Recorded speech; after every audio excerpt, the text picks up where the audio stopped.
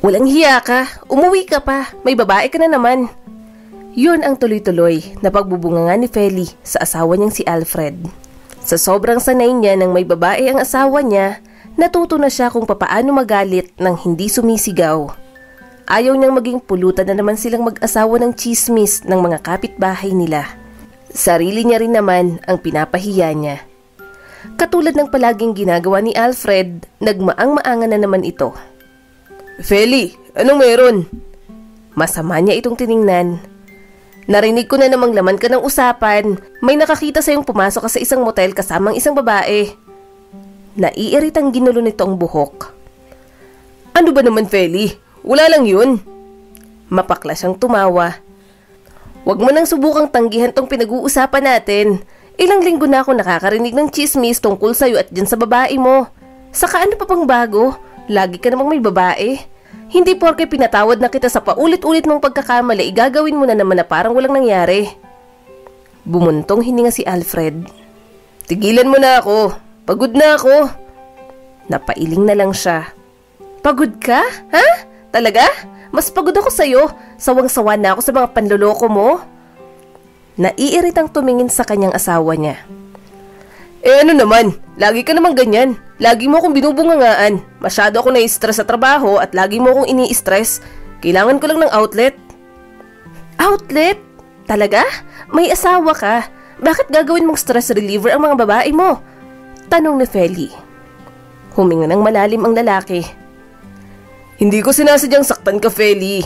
Hindi ko lang talaga mapigilan. Huwag ka nang magpaliwanag. Hindi ko alam kung mapagkakatiwalaan pa kita. Sirang-sira ng tiwala ko sa'yo. Mariing saad niya rito. Tumigil ka na.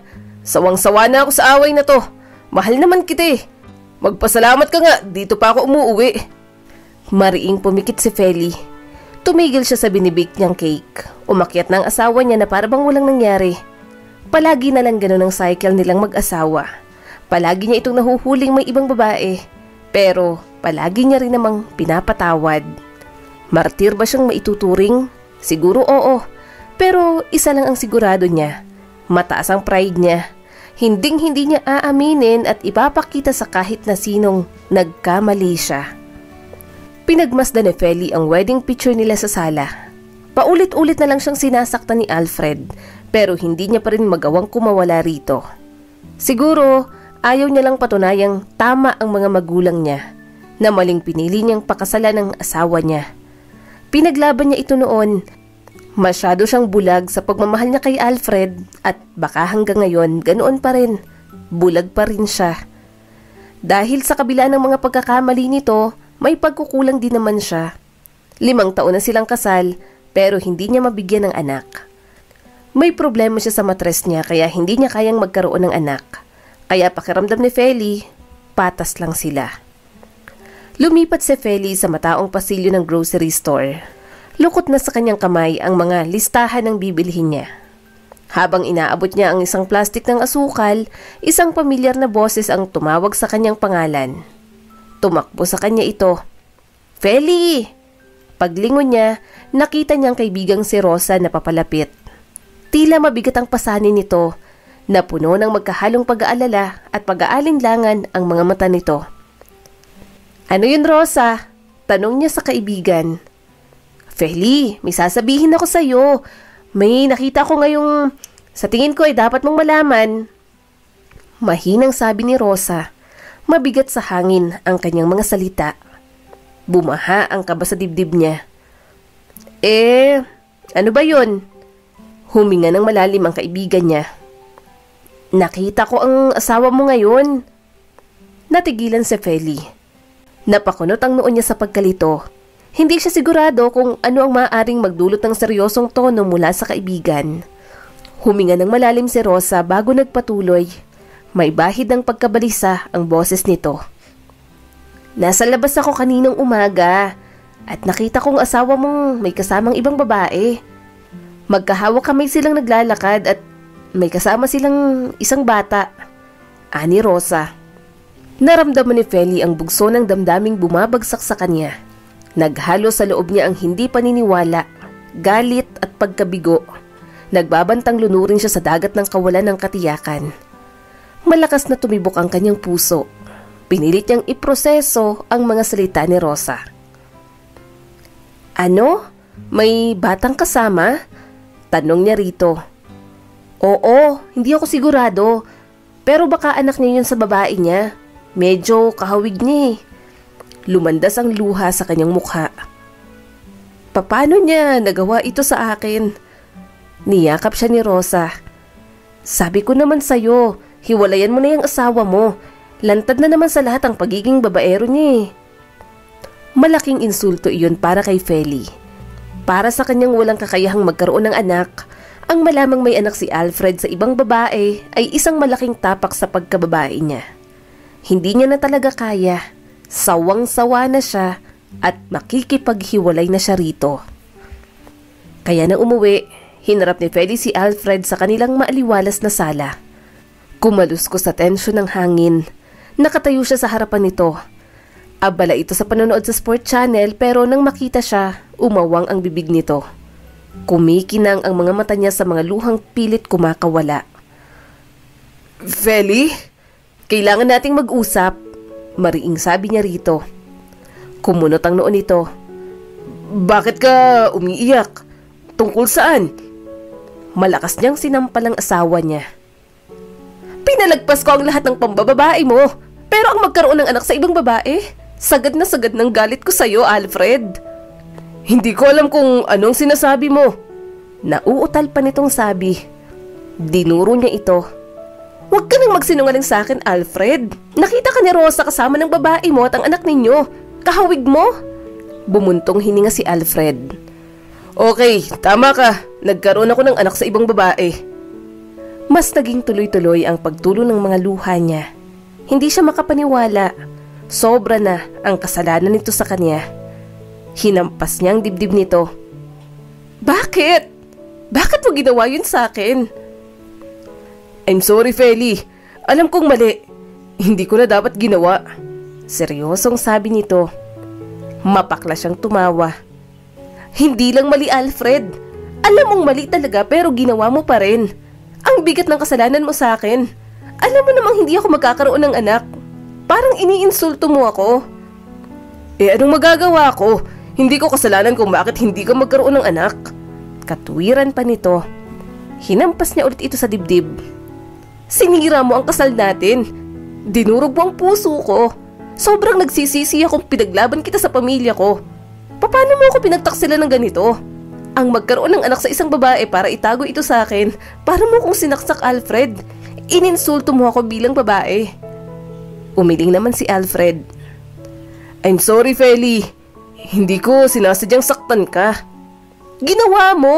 Sinaktan mo ako ng higit pa sa naiisip mo. Pinagkatiwalaan kita at pinagtaksilan mo lang ako. Lagi kitang iniintindi, pero ito, hindi ko na kayang sikmurain. Sobra na, Alfred. Tiningnan niyang mabuti ang asawa niya. Napupuno ng panghihinayang at hiya ang mga mata nito.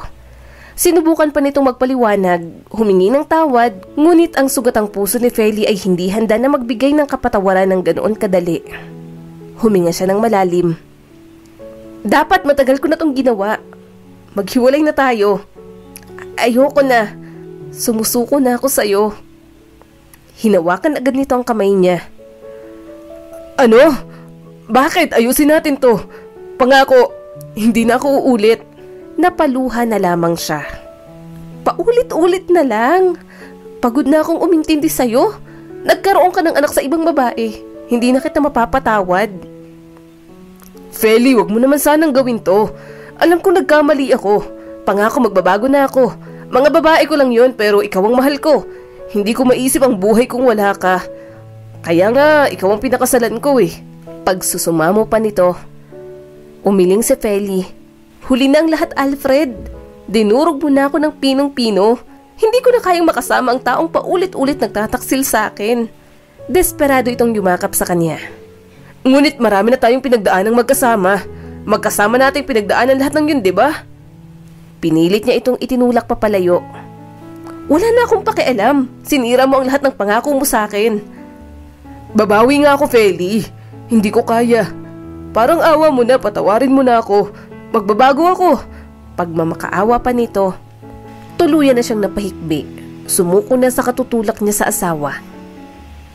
Hindi ko alam, Alfred. Kailangan ko ng oras para mag-isip. Mas lalong humigpit ang yakap nito sa kanya.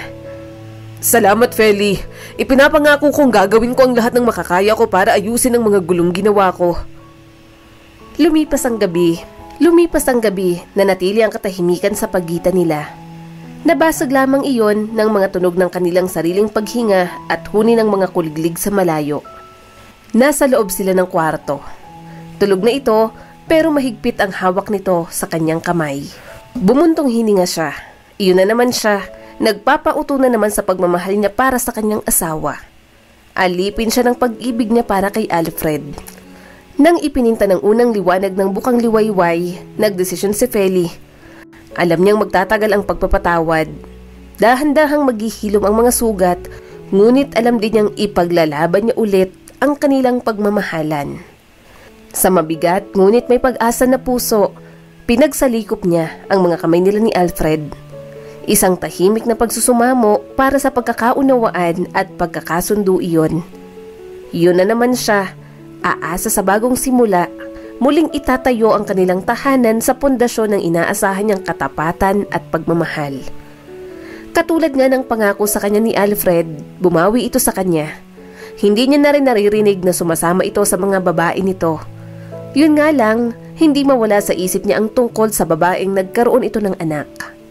Tiningnan niyang mabuti ang asawa niyang abala sa pagkain. Ayaw niyang tanungin, kaya siya na lang ang kikilos. Naiinis siya, baka gamitin pa ng babae ni Alfred ang bata para sirain na naman sila ng asawa niya. Kaya naman, natagpuan niya ang sarili niya sa apartment ng kabet ni Alfred. Malayo iyon at malayo rin ang bahay ng mga kapitbahay. Lungga talaga ng asawa niya at kabit nito. Tumatawag siya ng tumatawag pero walang sumasagot. Aalis na sana siya pero may narinig siyang iyak ng bata. "Tao po!" sigaw niya.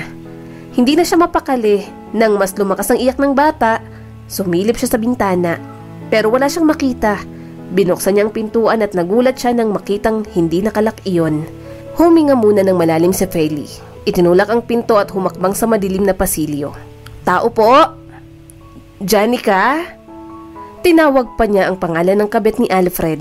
Na tanging pangalan lang ang alam niya at hindi ang itsura. Wala pa ring sumagot.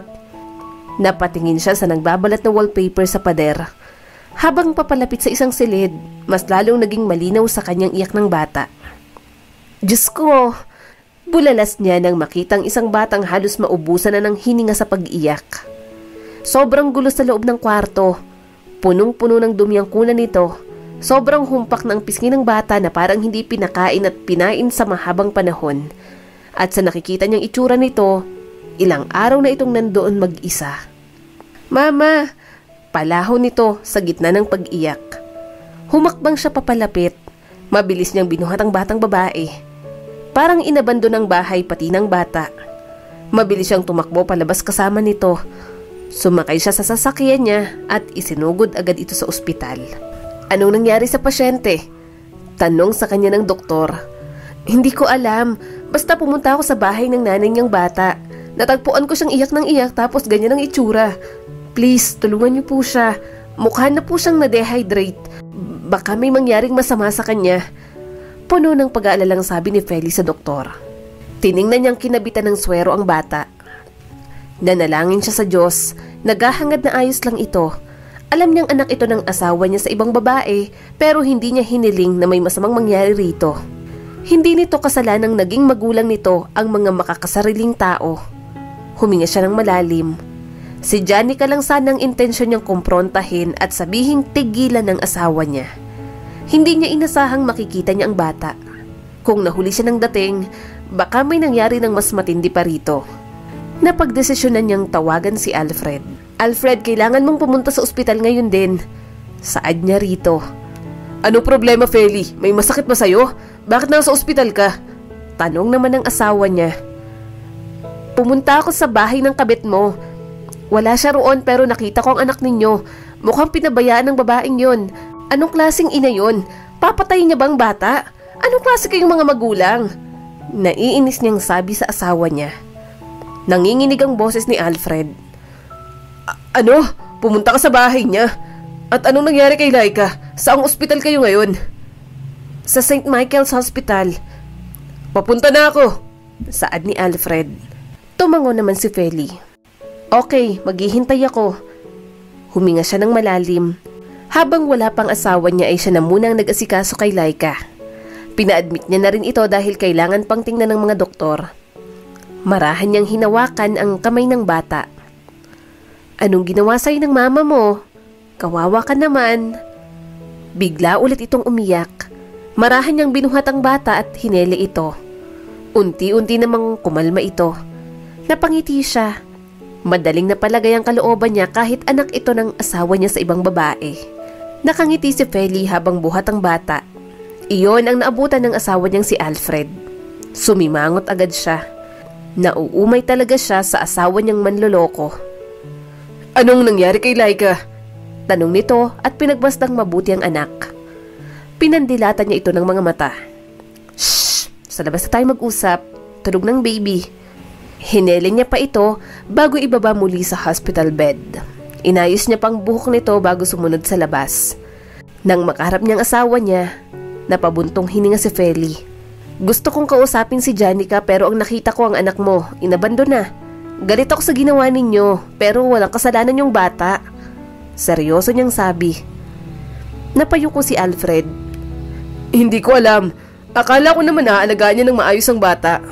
Sa kagalit ka, mas matimbang ka sa akin kaya tuluyan ko na silang tinalikuran. Ikaw ang pinili ko. Napailing siya. Oo, pinili mo ko. Pero hindi ibig sabihin pababayaan mong anak mo. Bata yan. Ginawa nyo tapos ngayong hindi nyo kayang panindigan ang ginawa nyo, may inosente kayong buhay na pababayaan. Namungay ang mga mata ni Alfred.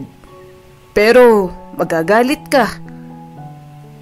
Alam mo ba kung nasaan si Janica? May kontak pa ba kayo ng kabit mo? Umiling agad ito. Wala. Pangako, wala na kaming koneksyon ng babaeng yon. Kung ganon, aampunin ko si Laika. Ituturing ko siyang parang anak ko. Seryosong saad niya rito. Tumulo ang mga luha ng asawa niya. Mahigpit siya nitong niyakap. Tumulo na rin ang mga luha niya. Alam niyang paalala ng kataksilan ni Alfred sa kanya si Laika. Gayunpaman, mas nangingibabaw ang kagustuhan niyang maging isang ina. Pakiramdam niya, kailangan ng batang iyon ng lubos na pagmamahal mula sa kanya. Makalipas ng 8 taon, tiningnan ni Feli mula sa salamin ng anak niya. Laika, ang ganda mo talaga. Sobrang proud ako sa pagsali mo sa school pageant na ito. Ngumiti naman ang kanyang 8 taong gulang na anak. Salamat po, Mama.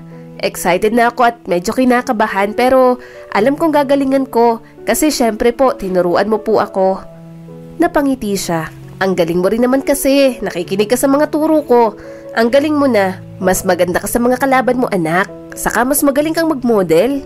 Nag-practice na rin po ako para sa question and answer. Sana po paglaki ko makasali po ako sa Miss Universe. Kinikilig na sabi pa nito. Tumawa na lang si Feli. Oo naman, lagi rin akong nasa tabi mo. Magiging stage mother ako sa'yo palagi. Kung sa pageantry mo talaga makikita ang sarili mo, hahayaan lang kita. Bakas ang tuwa ng bata. Salamat po, Mama. Mahal po kita. Niyakap niya si Laika. Mahal din kita, Laika. O ngayon, lumabas ka na ron at ipakita mo sa kanila kung anong talent na meron ka. Lumabas na sa backstage si Feli. Magsisimula ng pageant sa gitna ng isang mataong court. Nakita niya na si Laika. Malakas siyang pumalakpak. Go, Laika! Tuwang-tuwang sigaw niya. Simula nang dumating si Laika sa buhay niya, naging mapagmahal siyang ina. Tumayo siya sa tabi ng kanyang anak na babae at naging sandalan nito.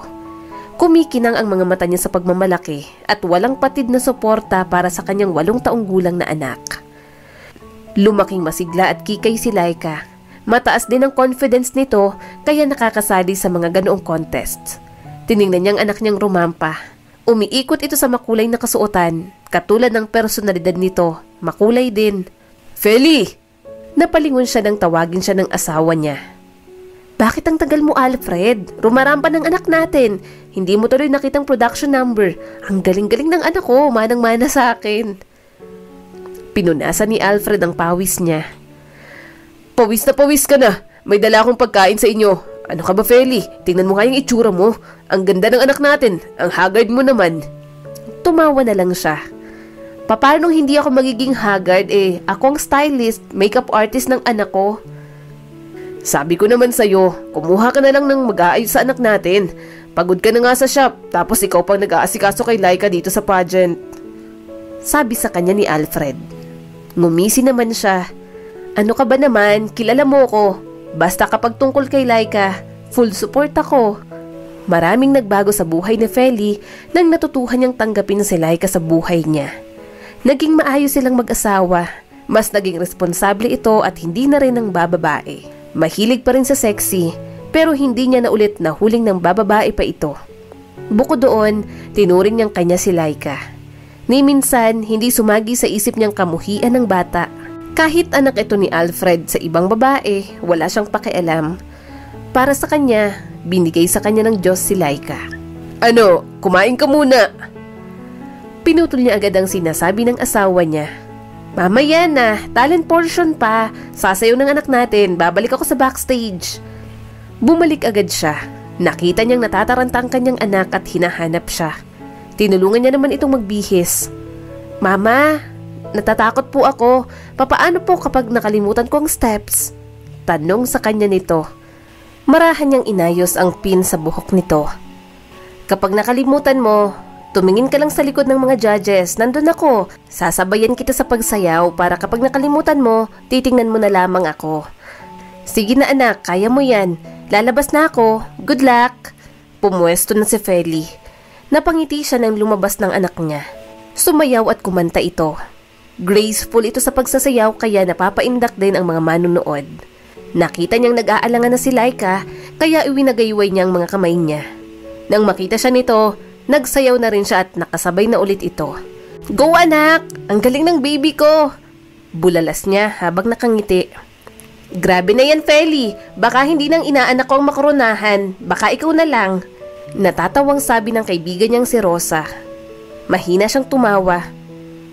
Sana, anak ko ang manalo. Tumango naman ito. Sure na yan, tingnan mo naman ang performance ng anak mo. Lutang na lutang. Manang-mana sa'yo nung high school tayo. Bida-bida at bibo rin. Mas lalong lumawak ang ngiti niya. Kapag sinasabi ng mga taong mana sa kanya si Laika, kinikilig siya. Kapag ganoon, pakiramdam niya ay siya talaga ang tunay na ina ng bata. Nagmamalaki ang puso ni Feli habang pinagmamasdan ang kanyang anak na babae. Nagniningning na parang isang makinang nabituin. Nagbibigay liwanag ito sa kanya. Lahat ng siglang nakatago sa kanya, lumalabas kapag si Laika ang kasama. Namangha ang mga manonood sa performance ni Laika. Ang mga mata ni Feli ay kumikinang sa mga luha sa kagalakan. Masaya siya kapag masayang anak niya. Habang malapit nang matapos ang pageant, napuno ang hangin ng matinding pag-asa. Nadagdagan ng tensyon habang nag-iisip ang mga hurado. Baka sa mga mukha ng mga ito ang pagkamangha. Sana manalo ang anak natin, Alfred. Hiling ni Feli. Inakbayan siya ng asawa niya. Mananalo yan! Sa wakas, dumating ang sandali ng katotohanan. Halos maramdaman ng tensyon habang naghahanda ang mga hurado para i-announce ang mananalo sa pageant. Napabuntong hininga si Feli. Kumakabog ang puso niya sa kanyang dibdib habang siya ay naghihintay ng announcement. And our Little Miss San Juan 2024 is none other than Laika Villanueva, anunsyo ng MC. Umawang ang bibig niya sa gulat. Teka, ano ko yun? Tumalon-talon sa tuwa ang kaibigan niya. Oo, bilis na, umakyat na kayo. Kokoronahan ang inaanak ko. Namamangha siya. Kung hindi pa siya inalalayan ni Alfred, baka hindi pa siya nakaakyat ng maayos. Umugong sa hiyawan at palakpakan. Nangingilid ang luha sa tuwa ni Feli habang nagmamadaling yakapin ang kanyang anak. Ang kanyang puso ay nag-uumapaw sa pagmamahal at pagmamalaki. Sobrang proud siya kay Laika. Mama, nanalo po ako. Bulalas ng kanyang anak. Hinalikan niya ito sa pisngi. Ginawa mo ang best mo, Laika, kaya deserve mong manalo.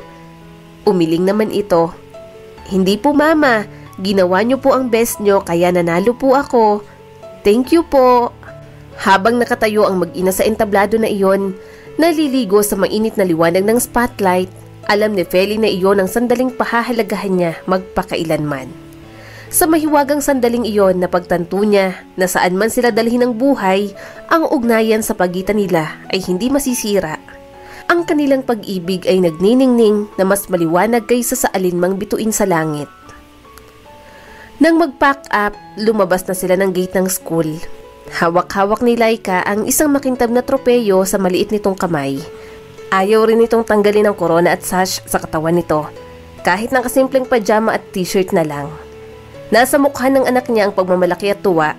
Kahit nang makasakay sila, ayaw pa rin itong bitiwan. Napakamot si Alfred.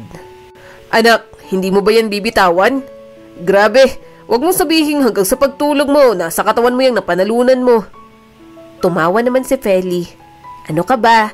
Hayaan mo ng anak natin. Masaya lang si Laika. Congratulations, munti kong prinsesa. Kahanga-hangang ginawa mo roon. Bulalas ni Feli sabay halik sa pisngi nito. Ang mga mata ni Laika ay kumikinang sa kaligayahan. Salamat po, Mama. Pwede po ba tayong magpizza? Tumango naman siya. Oo naman, anak. Ibibili na rin kita ng chicken. Sa labas na lang tayo mag-dinner. Tapos next week, saka na lang tayo mag-celebrate kasama ng pamilya natin. Ano sa tingin mo, Alfred? Tumango naman ang asawa niya. Sure, maaga akong uuwi. Mag-half day na lang din ako sa trabaho para makipag-inuman na rin ako. Aayusin ko na rin ang video, okay? Napasigaw sa tuwa si Laika. Napangiti naman si Feli. Akala niya talaga, hindi niya na mararanasan ang ganoong kasayang pamilya. Pagkatapos nilang mag-dinner sa labas, nagdesisyon na silang umuwi.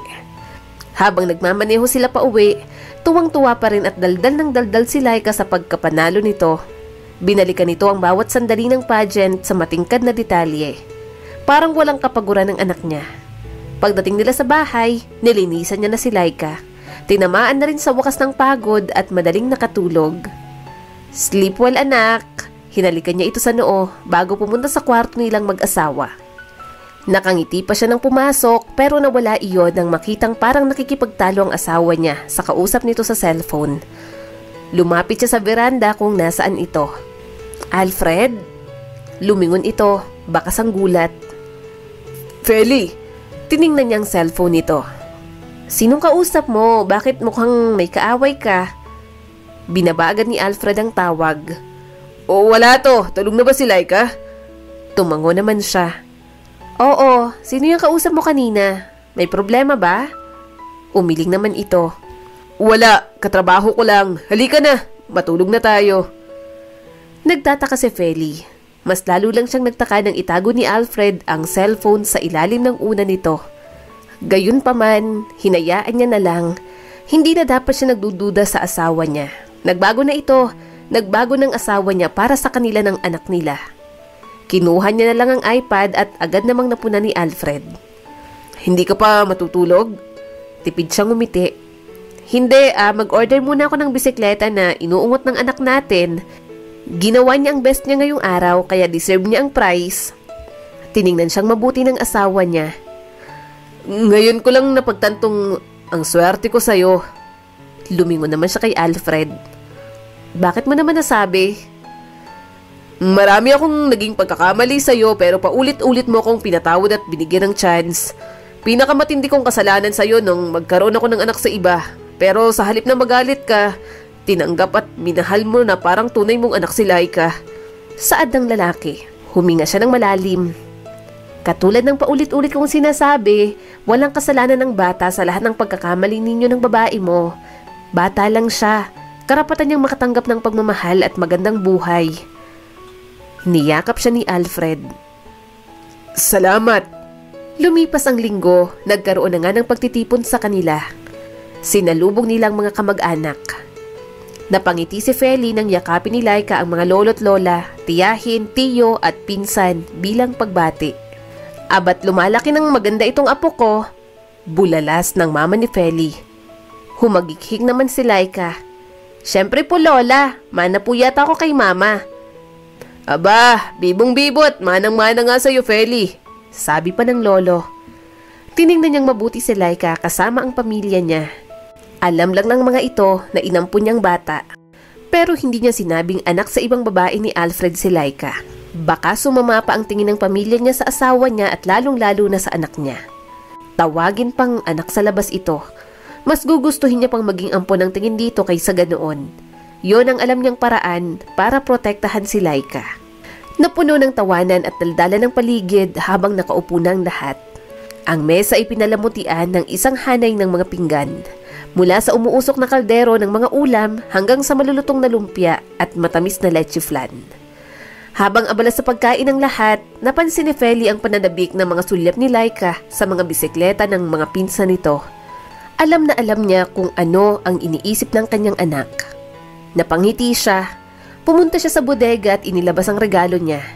Yon ang makintab na pulang bisikleta na ilang buwan ang pinagmamasdan ni Laika kapag pumupunta sila sa mall. "Anak, halika muna rito. May regalo ako sa iyo," tawag niya sa bata. Nanlaki ang mga mata nito nang lumingon ito sa kanya.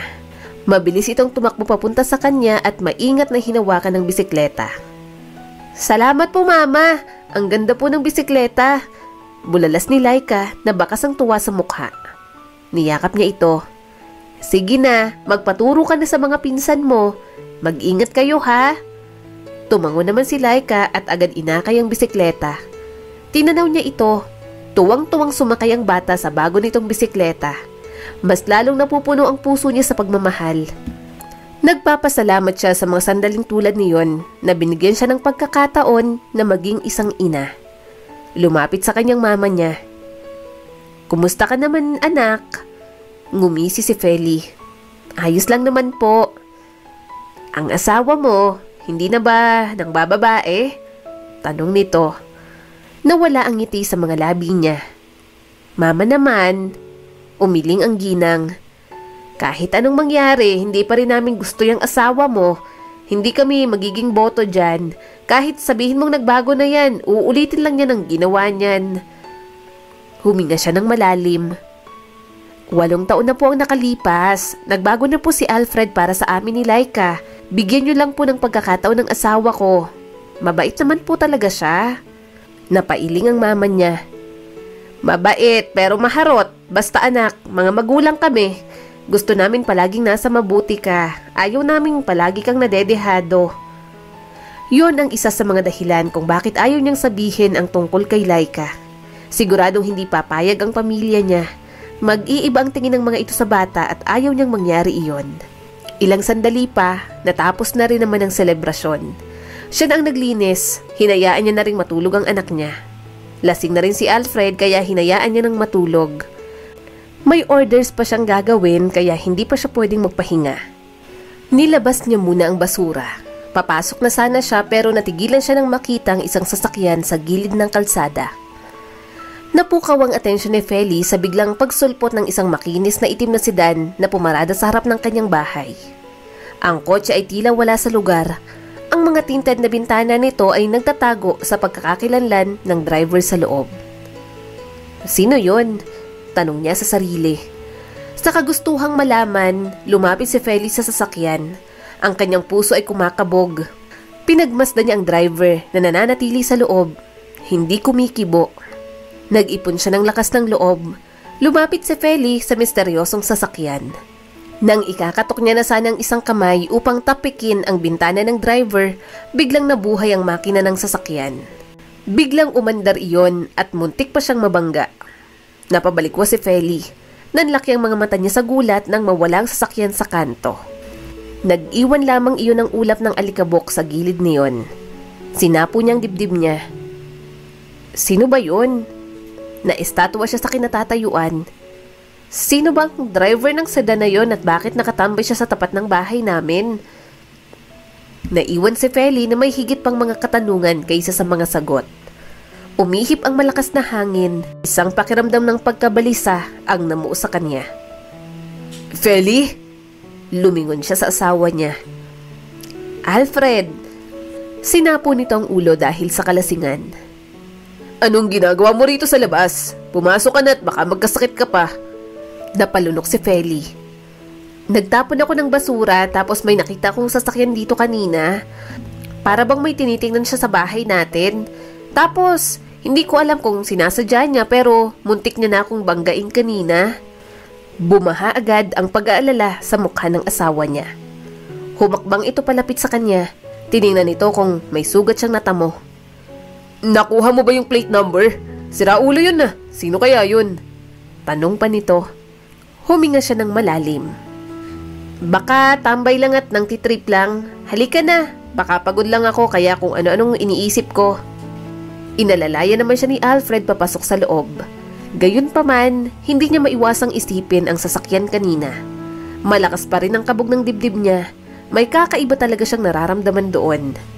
Pare, may tumatawag sa'yo. Kanina pa yan. Bakit hindi mo sinasagot? Tiningnan ni Alfred ang number na iyon sa cellphone niya. Mabilis niyang pinatay iyon. Natutokso siyang sagutin iyon. Gayunpaman, lalabanan niya iyon. Nangako na siya kay Feli. Hindi niya na muling sasaktan ang asawa niya. Na kaya niyang 8 taon na walang babae, kakayanin niya pa rin iyon. Kahit may lumalapit, hindi na siya matitinag. Hindi na siya lalapit sa sino mang pwedeng sumira ng masayang pagsasama nila ni Feli. Ay, pinatayan. Chicks ba yan na iniwan mo sa ere at iniiwasan mo ngayon? Tanong na naman ni Emil na katrabaho niya. Hinampas niya ito nang nakarol yung blueprint. Tumigil ka na. Huwag mo akong idamay sa kabaliwan mo. Pa-inosente babaero ka naman talaga. Nagbago ka na, oo. Pero yung mga mata mo, naaakit ka pa rin sa ibang babae. Natatawang saad nito. Maluloko mo ang lahat, pero hindi ako. Napailing si Alfred. Hindi ko na ulit gagawin yun. Natuto na ako. Pero lahat yata ng sinabi niya, lulunukin niya lang. Kalalabas niya lang sa paborito niyang restaurant nang makita si Janica na nakasandal sa sasakyan niya. Mukhang hinihintay siya nito. Alfred! Kumunot ang noo niya. Anong ginagawa mo dito? Hindi ba't sinabi ko nang tigilan mo na ako? Napairap ito. Hindi kita titigilan. Sa tingin mo, titigilan kita? Ano, pagkatapos niyong kunin ng anak kong si Laika at maging isang big happy family kayo ng baong mong asawa itsipwera na lang ako? Hindi ako papayag, Alfred. Iniwan mo si Laika, pinabayaan mo. Muntik nang mamatay ang anak ko sa poder mo. Tapos bigla kang babalik at sasabihin mong gusto mong magpakaina kay Laika? Ang impokrita mo naman. Mariing sabi niya rito. Nanlaki ang mga mata ni Janica. Dahil iniwan mo ako ng walang choice. Alam mo naman kung gaano kahirap ang buhay ko, di ba? Sugar daddy pa nga kita dati, natatandaan mo ba?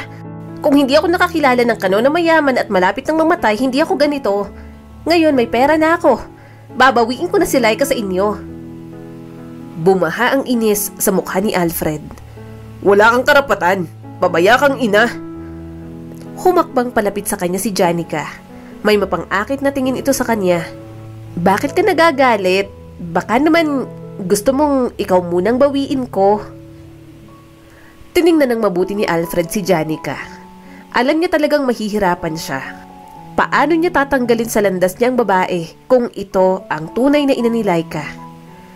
Natagpuan niya na lang ang sarili niyang nasa isang hotel kasama si Janica. Ni hindi niya na inisip sina Feli at Laika. Ang muling mahawakan at magkaroon ng ganong pagkakataon muli kay Janica ang mahalaga. Pareho na silang walang saplot at nagtatampisaw na naman sa kasalanang paulit-ulit niya na lang ginagawa. Balisang nakaupo si Feli sa gilid ng sofa. Naglalaro ang kanyang mga daliri sa kandungan niya. Panay ang tingin niya sa orasan sa pader. Bawat segundong lumilipas, ang tunog ay lumalakas sa katahimikan ng silid. Tulog na rin naman si Laika kaya wala na ring maingay. Muli siyang nagtipa ng numero. Ano bang nangyari sa'yo? Bakit hindi mo sinasagot ang tawag ko? Napasulyap siya sa pintuan. Hinihintay niya kung susulpot ba doon ang asawang si Alfred. Iyon ang unang beses na nalate ito ng ganoon. Habang lumalalim ang gabi, lalong lumalaki ang pag-alala ni Feli. Nangako si Alfred na uuwi ito ng maaga ngayong gabi. Hinihintay niya pa ang mga pinabili nitong pagkain para sa kanya. Ngunit habang ang mga minuto ay naging oras, ang kanyang mga pag-asa ay nagsimulang humina. Sa wakas, bumasag sa katahimikan ang ugong ng sasakyan nito. Bumukas ang pinto at pumasok si Alfred sa loob. Mukha itong pagod, gusot din ang damit nito. Hindi niya alam kung bakit parang nadurog ang puso niya nang makita ito.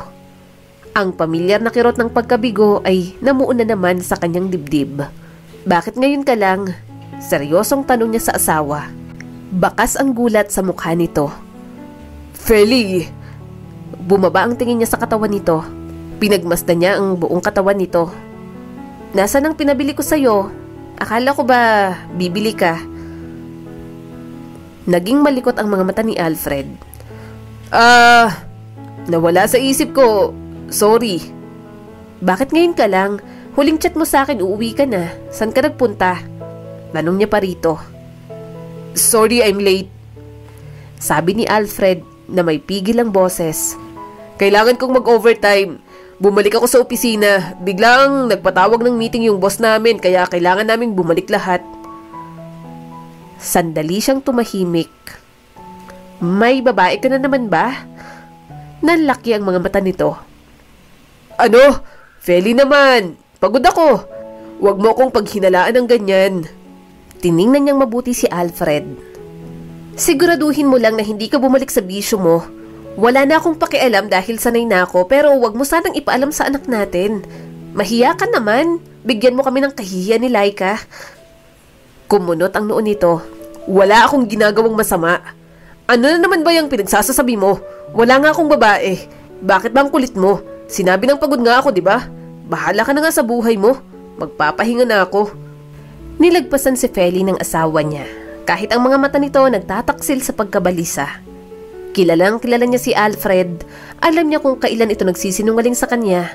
Lalong-lalo na tungkol sa mga babae nito. Pinagmasdan niya si Alfred na tumungo sa kwarto nila.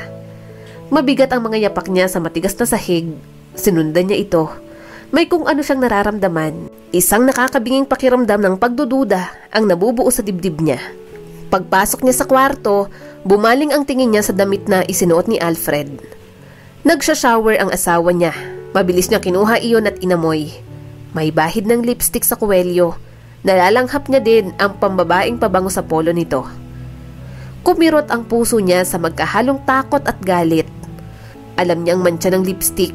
Nakilala niyang amoy ng babae. Hindi yun sa kanya. At nadama ni Feli ang bugso ng damdamin, pagkalito at pagtataksil. Posible kaya iyon? Bumalik na naman sa dating bisyo ang asawa niya. Lumingon siya kay Alfred. Nararamdaman niya ang presensya nito sa silid. Kalalabas lang nito mula sa shower room. Nagtama ang mga mata nila. At sa mga sandaling iyon, nakita ni Feli ang pagkislap ng pagkakasala. May mga pulang marka sa dibdib nito. Maliliit lang ang mga iyon. Halos hindi na nga mahahalata.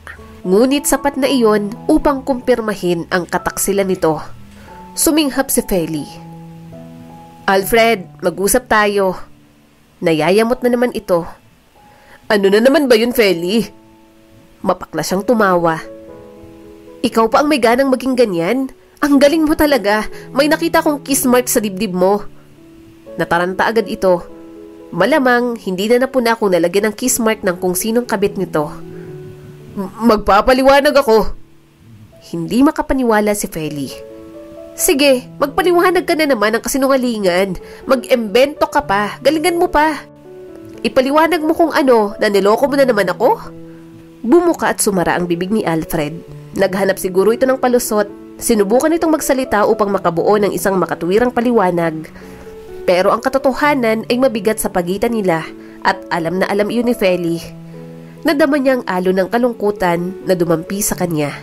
Naghalo sa galit at pagkabigo ang kanyang puso. Tumalikod dito sa kanya. Ang silid ay tila nagsasara sa kanilang paligid.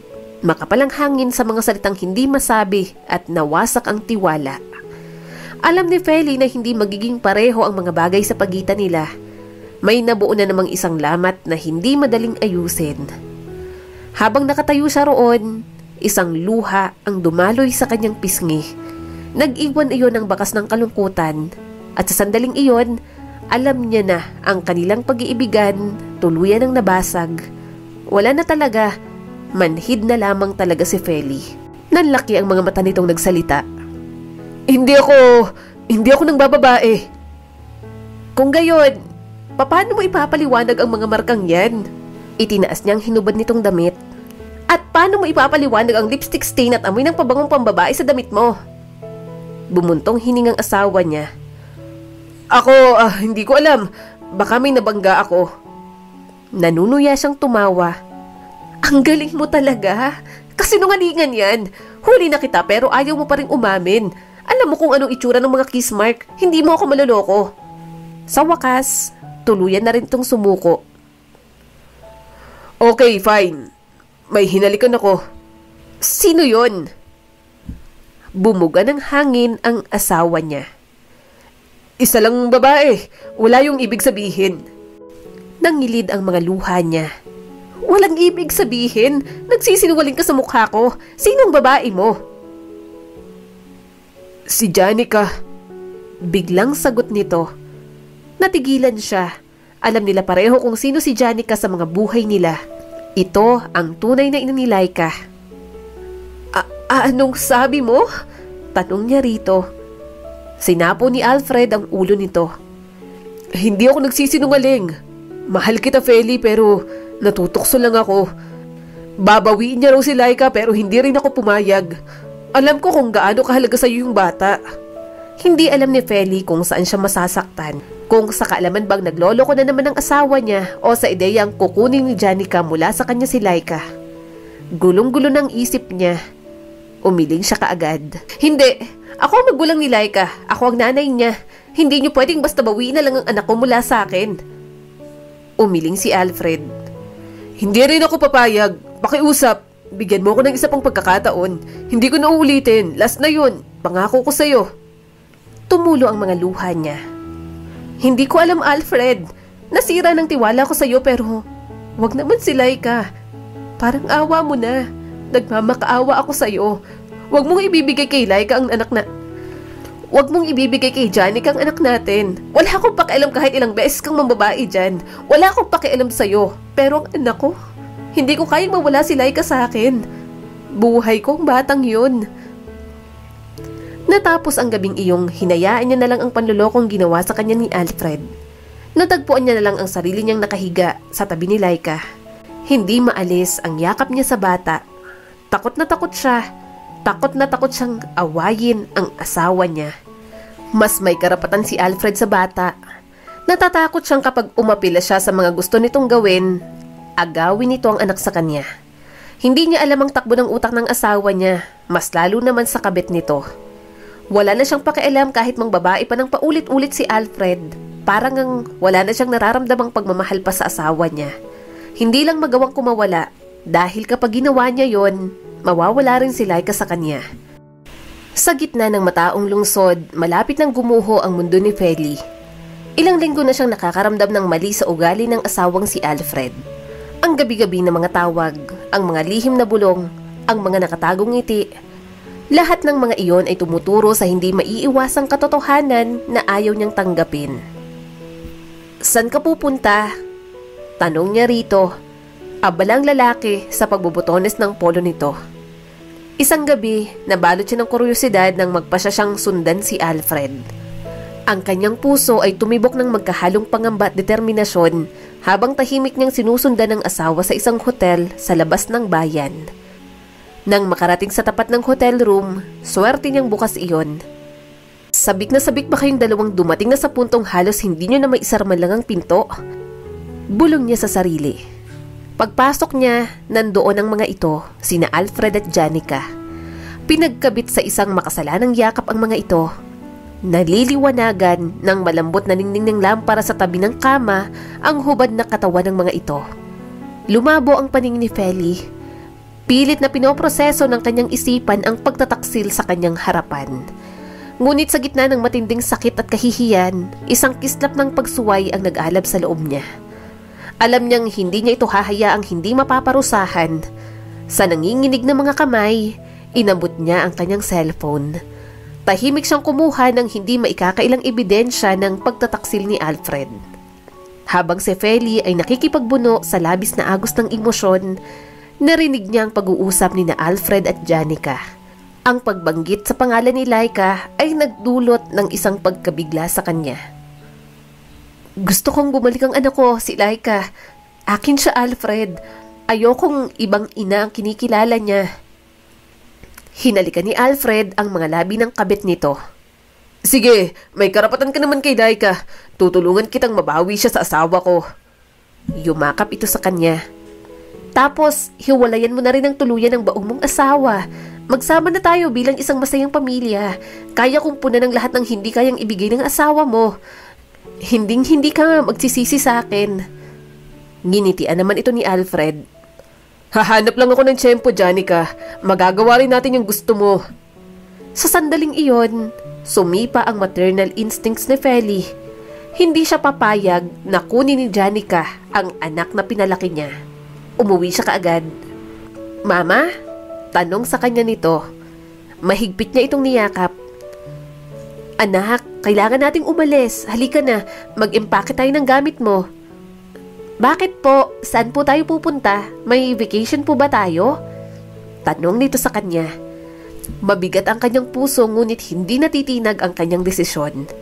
Alam niya kung ano ang dapat niyang gawin. Mabilis niyang inipon ang mga gamit ni Laika. Hindi siya papayag na tuluyang mawasak ang buhay niya. Sa kanya lang ang bata.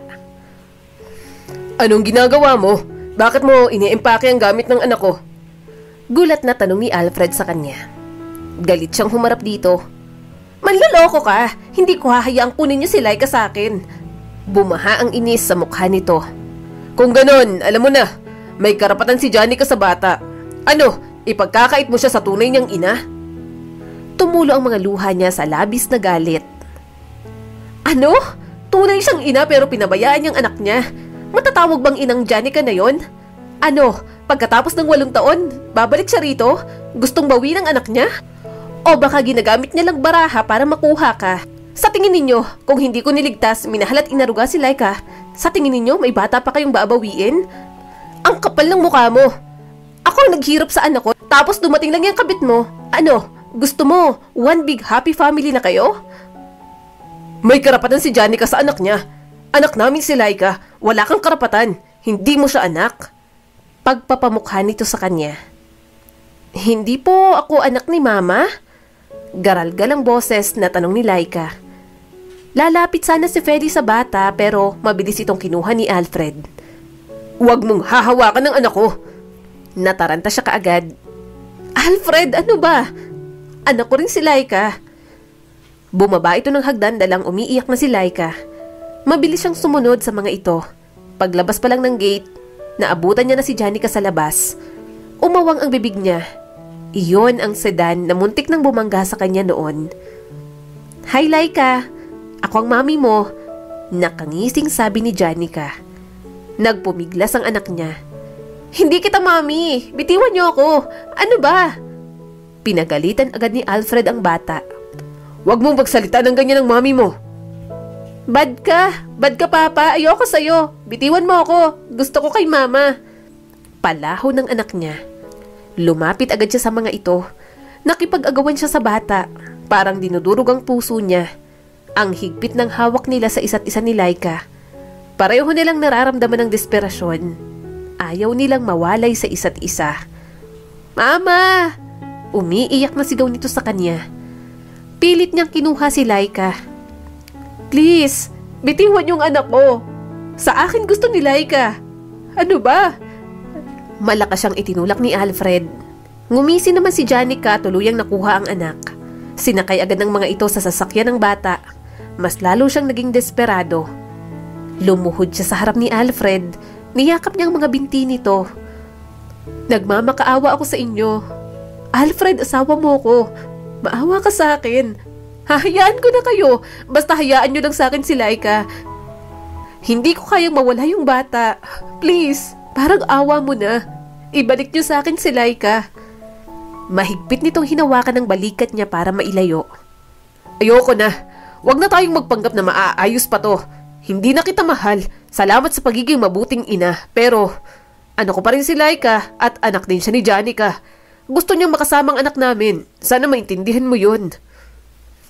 Iniwan siya nito. Walang salitang sumakay ito sa sasakyan. Kahit nanghihina ang mga tuhod, hinabol niya iyon. Kahit bumuhos ng ulan, pinipilit niya pa rin humabol. Laika! Anak! Huwag niyong ilayo sa akin ang anak ko! Malakas na sigaw ni Feli sa gitna ng kalsada. Humahagulhol na siya sa pag-iyak. Para siyang dinudurog sa pinakamasakit na paraan. Hindi niya alam kung saan siya pupunta.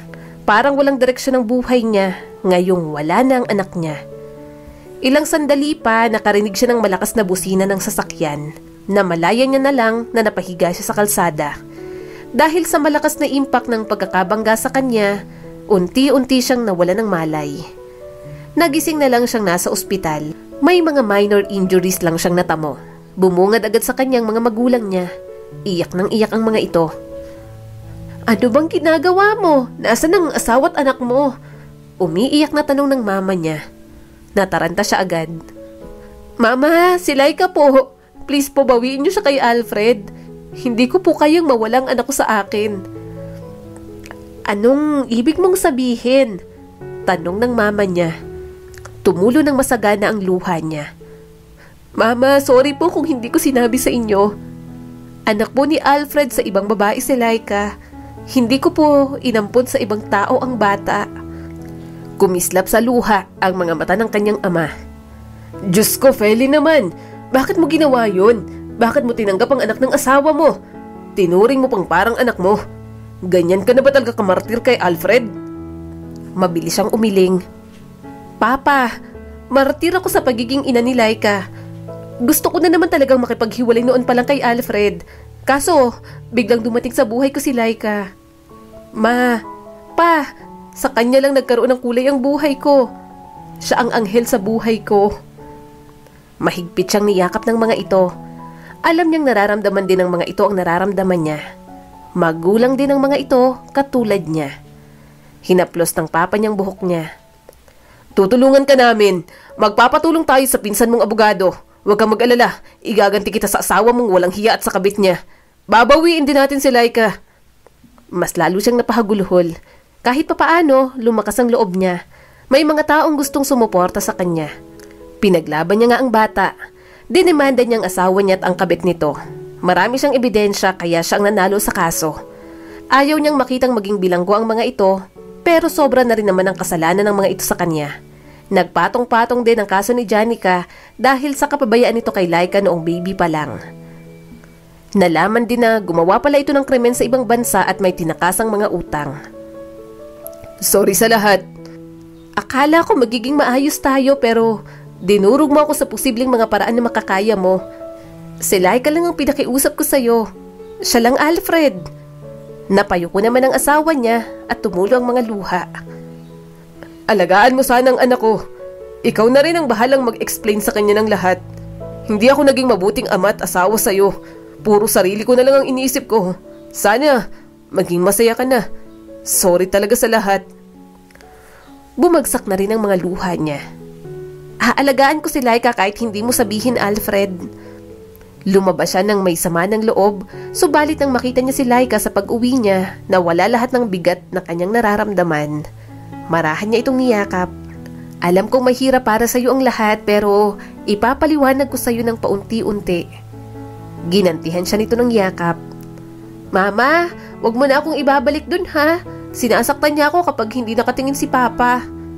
Huminga siya ng malalim. Sa tuwing naaalala niya iyon, kumukulo ang dugo niya. Kaya madali niyang naipanalo ang kaso at nakuha ang custody ni Laika. Nakita ng korte ang mga pasang natamo ng anak niya sa tunay nitong ina. Hinaplos niya ang pisngi nito. Huwag kang mag-alala anak, hindi na ako papayag na may manakit pa sa'yo ng ganon. Tiningnang mabuti ni Feli si Laika nang ngumiti ito. Hindi niya man ito kadugo, pakiramdam niya, siya ang tunay nitong ina. Napagtanto niyang may dahilan kung bakit hindi siya biniyayaan ng Diyos na magkaroon ng kakayahang magbuntis. Yon ang maging ina sa batang naging biyaya sa buhay niya. Muli, ito po si Skylar Guro at sana may bago na naman kayong natutunan sa kwento natin ngayon. Maraming salamat po. Maraming salamat sa patuloy na panonood sa aking munting channel. Kung nagustuhan mo ang videong ito ay huwag mo kalimutang mag-like and subscribe at pakipindot mo na rin ang notification bell para updated ka sa mga susunod nating video.